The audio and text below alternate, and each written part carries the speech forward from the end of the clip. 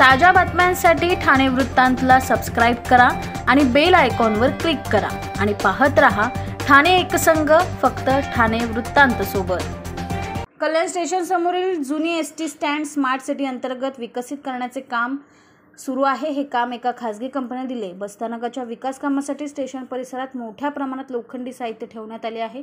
काही दिवसापासून या परिसरात भंगार चोरले जात असल्याचे सुरक्षा रक्षकांच्या निदर्शनास आले होते।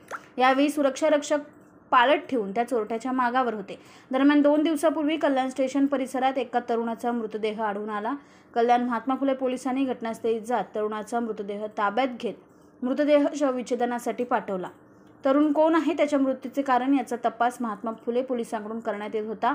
या प्रकरणी कल्याणचे डीसीपी सचिन गुंजाळ, एसीपी कल्याणजी घेटे यांच्या मार्गदर्शनाखाली तपास सुरू असताना महात्मा फुले पोलिसांनी बसस्थानक परिसरातील विकास कामावर देखरेखीसाठी नेमलेल्या सुरक्षा रक्षकांना ताब्यात घेतले। पोलिसांनी कसून चौकशी केली असता या मृत तरुणाने भंगार चोरले होते म्हणून त्याला सुरक्षा रक्षकांनी बेदम मारहाण केली। यात त्याचा मृत्यू झाल्याची माहिती समोर आली। या प्रकरणात कल्याणच्या महात्मा फुले पोलिसांनी हत्येचा गुन्हा दाखल केला। राजू सिंग असे मृत तरुणाचे नाव आहे, तर त्याच्या हत्येच्या गुन्ह्यात पोलिसांनी सुरक्षा रक्षक इम्रान शेख, परमेश्वर दाहिजे, लहू धाडी आणि कृष्णा साबळे या चौघांना पोलिसांनी ताब्यात घेतले आहे।